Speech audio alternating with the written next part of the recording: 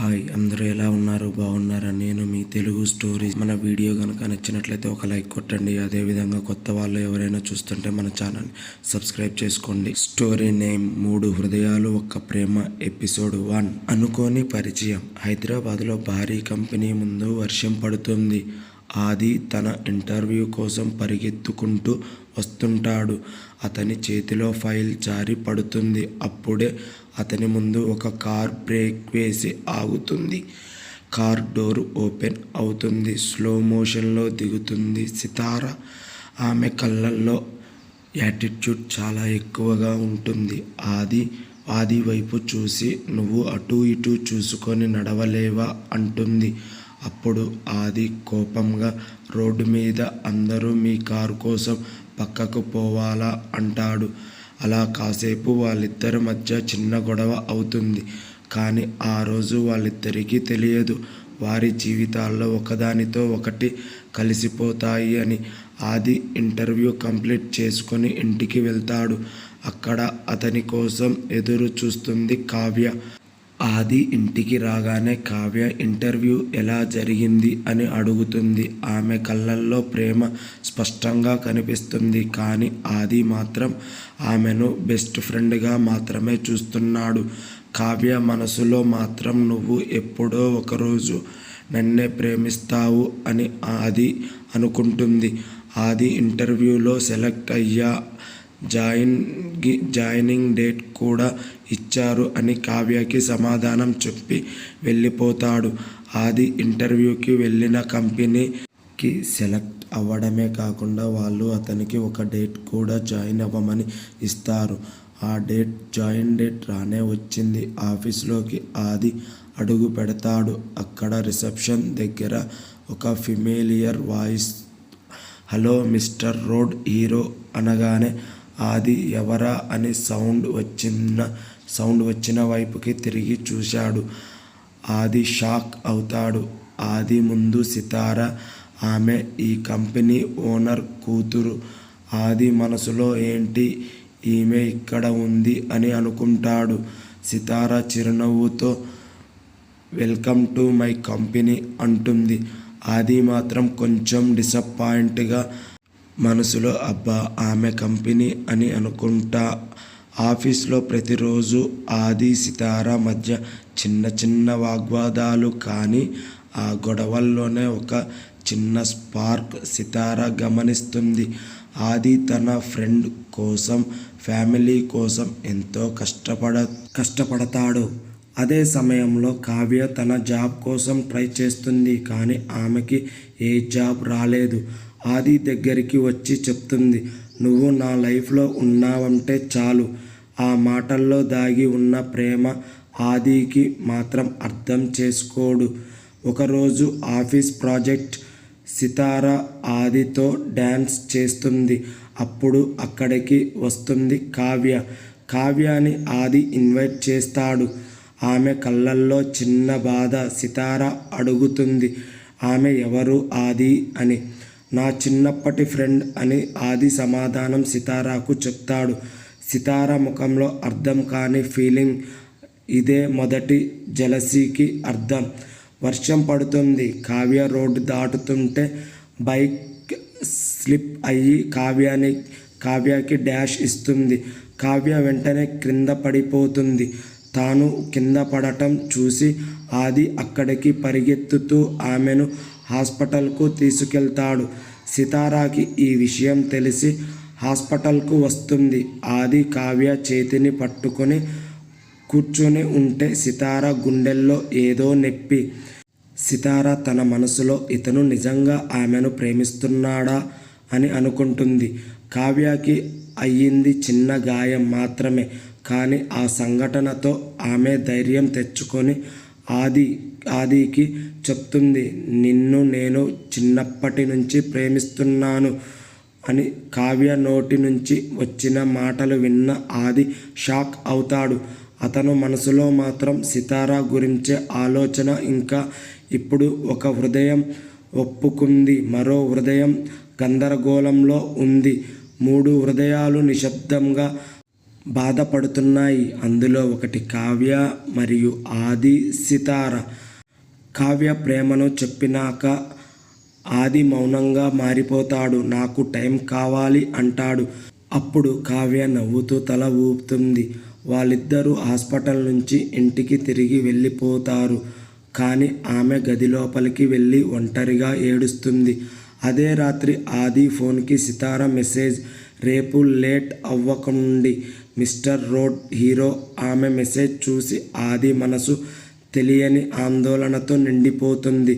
ఆఫీసులో సితార గమనిస్తుంది. ఆది చాలా సైలెంట్ అయిపోతాడు.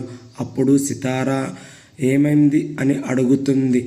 ఆది ఎవరైనా మనసులో ఉన్నప్పుడు ఎలా ఫీల్ అవుతారు అని ఆది సితారాని అడుగుతాడు. ఆ మాటలు విన్న సితార గుండె ఒక్కసారిగా దడుస్తుంది. ఆమె అనుకుంటుంది, అతను నన్నే అడుగుతున్నాడా? కానీ ఆది కావ్య గురించి ఆలోచిస్తూ అడిగాడు. కావ్య ఆదికి మెసేజ్ చేస్తుంది, నీ సమాధానం కోసం వేచి చూస్తున్నాను. ఇంకోవైపు సితార ఆదిని కాఫీకి పిలుస్తుంది. కాఫీ షాపులో సితార అకస్మాత్తుగా అడుగుతుంది, నువ్వు ఎవరినైనా ప్రేమిస్తున్నావా అని. సితార మాటలకు ఆది కాసేపు మౌనంగా ఉండి తెలియదు అంటాడు. సితార ముఖం కాస్త దిగులుగా మారుతుంది. కావ్య అది సితార చేసేది ఏమీ లేక ఇంకా సైలెంట్గా వాళ్ళిద్దరూ కలిసి ఆఫీస్ పనిలో బిజీగా అయిపోయారు.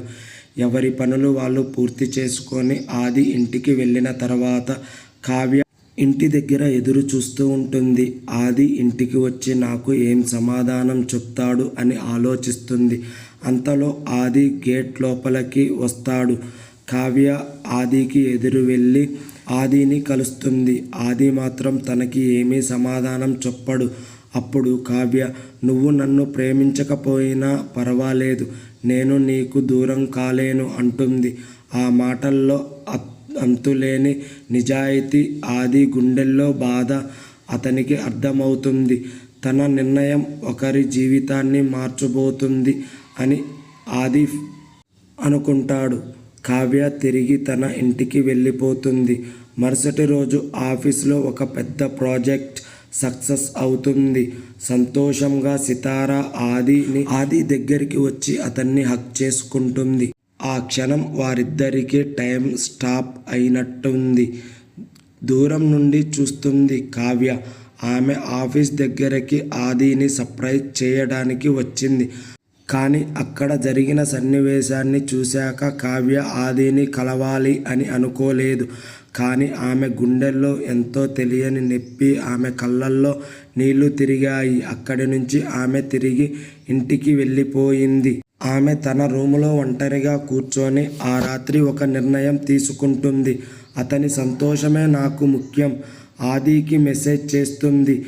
లైఫ్లో ఎవరు ఉన్నా నేను అంగీకరిస్తాను అని మెసేజ్ వస్తుంది. ఆది ఆ మెసేజ్ చదివి గుండె బరువుగా ఫీల్ అవుతాడు. సితార తన మనసులో ఉన్నది చెప్పాలని నిర్ణయించుకుంది.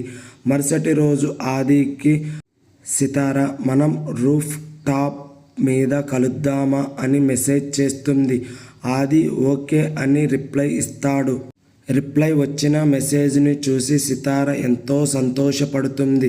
తెల్లవారుజామునే లేచి ఎంతో అందంగా రెడీ అయ్యి త్వరగా అతనికి కలవాలి అని ఆశపడి సితార రూఫ్ టాప్ పైకి వస్తుంది. అంతలో అక్కడికి ఆది కూడా చేరుకుంటాడు. సితార ఆది దగ్గరికి వచ్చి నేను నిన్ను ఇష్టపడుతున్నాను అని చెప్పబోయే ముందు నోటిని సవరించుకొని కాదు, నిన్ను ప్రేమిస్తున్నాను అని సితార చెబుతుంది.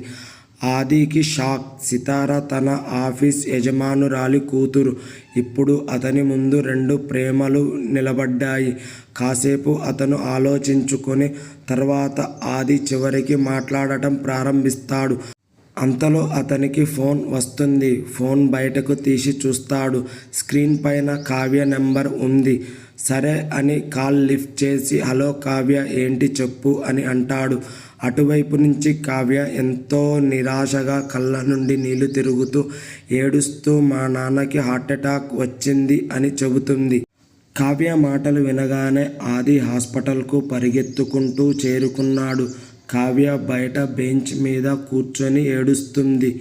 అంతలో డాక్టర్ వాళ్ళ ఇద్దరి దగ్గరికి వచ్చి మీ నాన్నకి ఆపరేషన్ చేయాలి అని చెబుతాడు. ఆమె వణుకుతున్న స్వరంతో ఆది ఆమె చేతిని పట్టుకొని ధైర్యం చెబుతాడు. దూరం నుంచి చూస్తుంది సితార. ఆమెకి మొదటిసారిగా నిజమైన భయం తనకు మనసులో కలుగుతుంది. నేను అతన్ని కోల్పోతానా అని అనుకుంటుంది. అంతలో డాక్టర్ ఆపరేషన్ ఖర్చు చాలా ఎక్కువ అవుతుందని డాక్టర్ చెప్పారు. కావ్య ఇల్లు అమ్మేయాలని నిర్ణయిస్తుంది. కానీ తను అలా మాట్లాడటం విన్న ఆది ఆమెను అడ్డుకొని సేవింగ్స్ మొత్తం ఇవ్వాలని నిర్ణయించుకున్నాడు. డాక్టర్ గారికి సార్ మీరు ఆపరేషన్ స్టార్ట్ చేయండి, ఎంత ఖర్చు అయినా పర్వాలేదు అని ఆది డాక్టర్కు చెప్తాడు. డాక్టర్ సరే అని ఆపరేషన్ థియేటర్ వెళ్ళిపోతాడు. వీళ్ళ మాటలు అన్నీ కూడా సితార ఒక సైడ్కి ఉండి సైలెంట్గా వింటుంది. ఈ విషయం తెలుసుకొని సైలెంట్గా సితార బిల్ కౌంటర్ దగ్గరికి వెళ్ళి ఆపరేషన్కి కావాల్సిన డబ్బు మొత్తాన్ని బిల్ క్లియర్ చేస్తుంది. కానీ ఆమె తన పేరు బయటకి చెప్పొద్దు అని హాస్పిటల్కి చెప్తుంది. డాక్టర్ బయటకి వచ్చి ఆపరేషన్ అయ్యింది అని చెప్తాడు. కావ్య ఆనందంతో ఆదిని హగ్ చేసుకుంటుంది. ఆది కళ్ళల్లో రిలీఫ్. అప్పుడు బిల్ ఎంత అయిందో తెలుసుకుందామని వాళ్ళ ఇద్దరూ కలిసి రిసెప్షన్ దగ్గరికి వెళ్తారు. అప్పుడే రిసెప్షనిస్ట్ చెబుతుంది బిల్ ఇప్పటికే క్లియర్ అయ్యింది అని చెబుతుంది. అది విన్న ఆది కావ్య ఇద్దరు కూడా షాక్ అవుతారు. వాళ్ళ ఇద్దరికీ ఏమీ అర్థం కాలేదు. కానీ ఎవరు బిల్ క్లియర్ చేశారో తెలుసుకునేందుకు ప్రయత్నిస్తారు.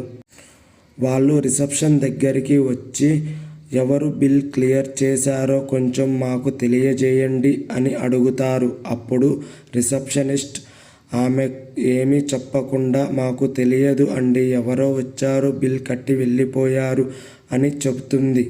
కానీ ఆది మరియు కావ్య అస్సలు నమ్మలేదు.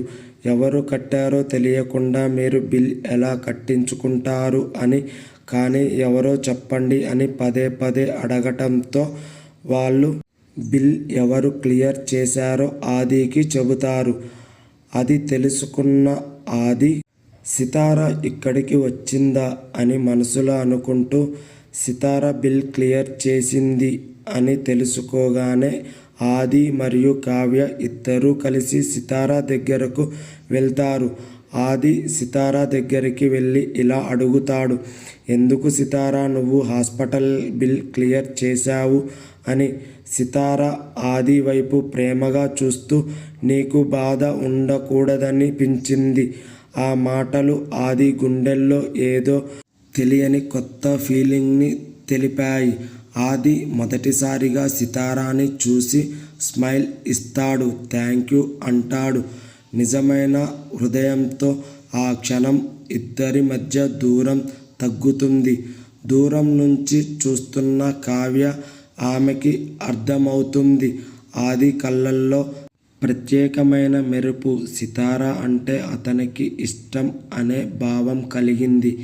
కావ్య ఇంటికి తిరిగి వచ్చి తన గదిలో ఒంటరిగా కూర్చొని ఏడుస్తూ ఉంది. కావ్య తన మనసులో తాను ఇలా అనుకుంటుంది, నేను ఆలస్యంగా అతనికి చెప్పాను అనుకుంటా అని ఆమెకు ఆమె ప్రశ్నించుకుంటుంది. ఆమె తన గుండెను గట్టిగా నిబ్బరం చేసుకొని ఎంత బాధను అయినా నేను తట్టుకోవాలి, ఆది ఆనందమే నాకు ముఖ్యం అని ఆమె మనసులో అనుకొని ఆమె ఇలా నిర్ణయం తీసుకుంటుంది. ఆది సంతోషంగా ఉంటే తాను వెనక్కి తగ్గాలి అని అనుకుంటుంది. సితార తండ్రి రాఘవ్కి సితార మరియు ఆది మధ్య జరుగుతున్న విషయాలు అన్నీ కూడా అతనికి తెలుస్తాయి. ఆయన ఆదిని పిలిపించి హెచ్చరిస్తాడు, నువ్వు నా కూతురికి దగ్గరవ్వకూడదు అని అంటాడు. ఆది కోపంగా నేను మీ డబ్బు కోసం లేను సార్ అని రాఘవ్కి సమాధానం చెప్పి బయటకు వెళ్తాడు. వాళ్ళ ఇద్దరి మధ్య టెన్షన్ మొదలవుతుంది. సితార ఆదికి స్పష్టంగా చెబుతుంది, నేను నిన్ను నిజంగా ప్రేమిస్తున్నాను. మా డాడీకి వ్యతిరేకంగా అయినా నేను పోరాడతాను అని ఆదికి ప్రేమగా తన చేతిని పట్టుకొని నేను నిన్ను ప్రేమిస్తున్నాను అని సితార సమాధానం చెబుతుంది. ఇక మౌనంగా ఉండలేక ఆది కూడా నేను నిన్ను ప్రేమిస్తున్నాను సితార అని చెబుతాడు. ఆది అలా చెప్పటంతో సితారాకి చెప్పలేని అంత ఆనందంతో ఆది దగ్గరికి వచ్చి అతనిని గట్టిగా హగ్ చేసుకుంటుంది. ఆది కూడా ఆమెని అదే విధంగా హగ్ చేసుకొని కాసేపు ఇద్దరు మౌనంగా గాలిలో తేలిపోయినట్లుగా అయిపోతారు. కావ్యకి ఈ విషయాలన్నీ తెలుసుకుంటుంది. ఆమె నవ్వుతూ ఆదికి చెబుతుంది, హ్యాపీగా ఉండు అని చెబుతుంది. కానీ ఆమె మనసులో ఉన్న ప్రేమ మాత్రం తట్టుకోలేకనంత బాధతో ఆమె కళ్ళల్లో నీళ్లు తిరుగుతాయి. ఆమె వెంటనే వెనక్కి తిరిగి కళ్ళని తుడుచుకుంటుంది. ఆదికి తన మనసులో బాధని కనిపించకుండా తన ముఖంలో చిరునవ్వుతోనే ఆమె ఆదికి సరే అనే సమాధానం చెబుతుంది. కావ్య మనసులో ఇలా అనుకుంటుంది, నేను ఆదిని చూస్తూ ఇక్కడ ఉండలేను కనుక వేరే నగరానికి వెళ్ళాలి అని అనుకుంటుంది. కానీ ఆదికి ఈ విషయం చెప్పకూడదు అని నిర్ణయం తీసుకుంది. ఆది కావ్య వాళ్ళ తండ్రిని పలకరిద్దాం అని కావ్య వాళ్ళ ఇంటికి వెళ్తాడు. ఆది కావ్య వాళ్ళ తండ్రిని పలకరిస్తాడు. ఎలా ఉన్నారు, అంతా బాగానే ఉందా అని అడుగుతాడు. అతను అంతా బాగానే ఉంది బాబు, నీ సహాయం ఎంతో చేశారు, అందుకు నేను ధన్యవాదాలు అని తెలియచేస్తాడు. అంతలో ఆది అది ఏమీ పర్వాలేదు అంకుల్, మనం అంతా పరిచయం ఉన్న ఎప్పటి నుంచో తెలిసిన వాళ్ళం కదా అని అంటాడు. కావ్య ఎక్కడికి వెళ్ళింది అని అడుగుతాడు. అప్పుడు కావ్య వేరే నగరానికి వెళ్తుంది రేపు, కాబట్టి ఆమెకు కావలసిన వస్తువులు తీసుకోవటానికి మార్కెట్కి వెళ్ళి ఉంటుంది బాబు అని సమాధానం చెప్తాడు. అది విన్న ఆది వెంటనే షాక్ అవుతాడు. అక్కడి నుంచి అతను వెళ్ళిపోతాడు. మరుసటి రోజు అతను కావ్యాని స్టేషన్ వద్ద ఆపడానికి వస్తాడు. నువ్వు ఎందుకు ఇలా దూరం అవుతున్నావు కావ్య అని అడుగుతాడు. కావ్య నిశ్శబ్దంగా చెబుతుంది, ఎందుకంటే నేను నిన్ను చాలా ప్రేమిస్తున్నాను కనుక ఇక్కడ ఉండలేను అని చెప్తుంది. అంతలో ట్రైన్ కదులుతుంది. ఆది నిలబడి చూస్తూ ఉంటాడు.